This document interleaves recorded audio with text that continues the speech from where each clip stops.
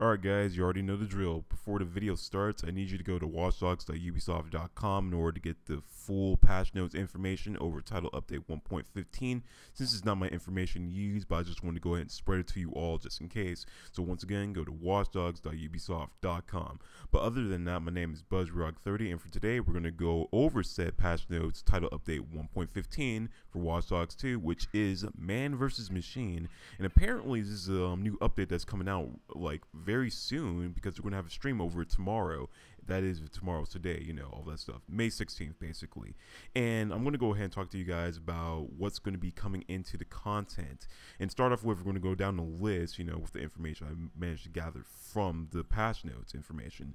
So to start off with would be the Man vs. Machine co-op event. Now, apparently, you and another player are actually tasked against going against a tightest security bot prototype, you know, one of the bots that you control within the main story, and both of you have to take it down in order, you know, to get the full cooperation points and whatever you're doing in co-op. Now, it's stated that the bot's going to be a pain in the ass to deal with, because apparently it has a little mini Gatling gun on it, and yeah, that's actually freaking hilarious and funny at the same time, because you know how co-op can be, especially on the hardest difficulties.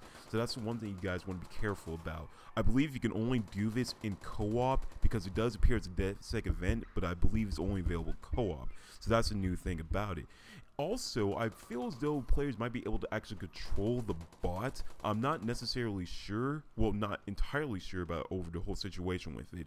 All I have to say is wait for the live stream to go up by tomorrow so you get more information over it.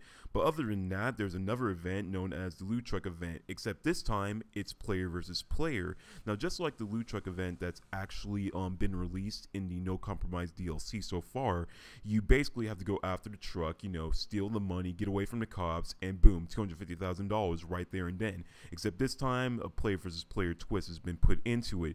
In this case, other players can actually join your session, or you know, you can be in a co-op session with your partner, and when the Loot Truck event starts, other players could come in and try to take that money for yourselves. Think of it as Showdown, but you know, in like a free roam PvP sort of ish type of thing like that, and you guys duke it out. I wouldn't be surprised if it was like the free-for-all event where you have to go against 3 other players, you know, in order to try to get that $250,000 bonus, because not only do you have to go against them, but you still have to go against the cops, and it's going to be bad. It's going to be a bit hectic.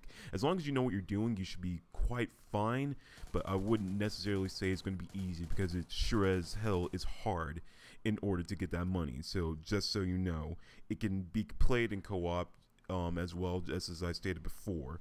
Along with that would be leaderboard improvements and the changes. Now, we already know how the leaderboard looks right now, how it's been changed once ever since title update 1.13, I'm sorry, a long time ago. For the No Compromise DLC, they wanted to make it look as sexy as possible, you know, insert gag here or something like that.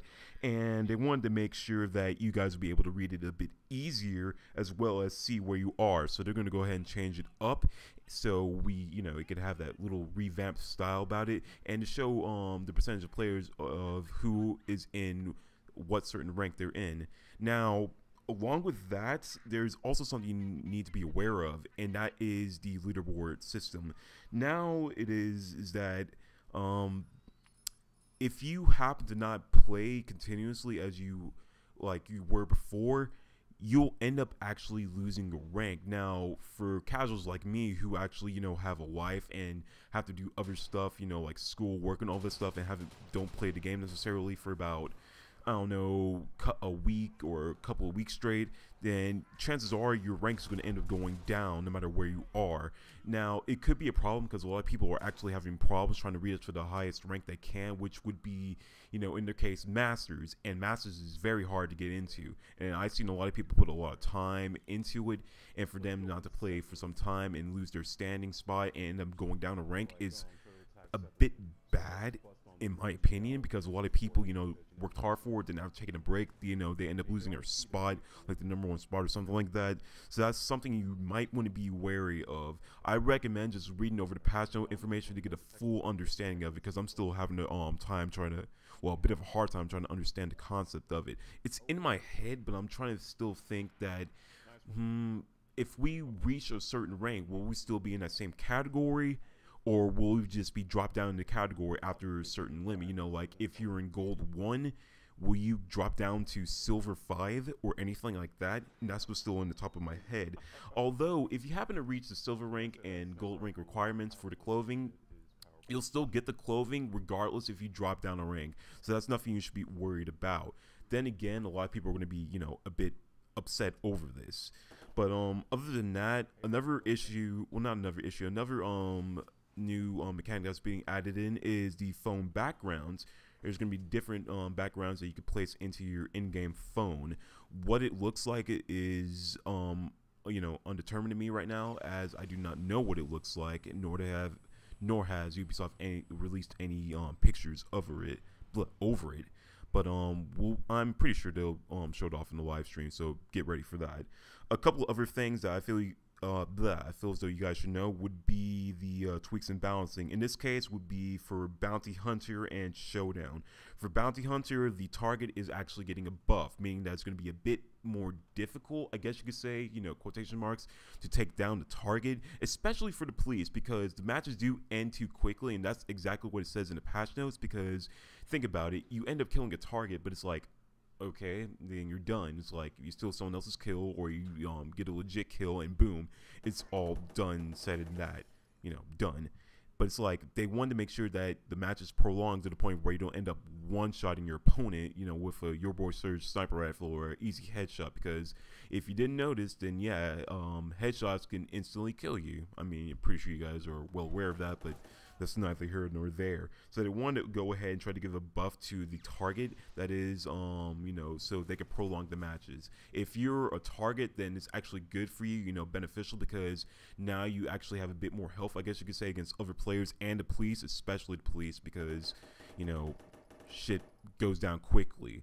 And a lot of people may think that's there's a problem with that, but it's really not, because if you think about it, when the hunter dies, you know, they actually have a chance to respawn and get a second attempt at you. They didn't add that in until patch title update 1.13, if I'm not mistaken, because if a hunter dies, then you're out of the game permanently, and you know, you have to start up all that other stuff. But I digressed. Also, the target gets a small boost of leaderboard points after a session, I guess you could say, a small boost for them. This does not accumulate with the kills that you've acquired as a target or the escapes that you have acquired as a target.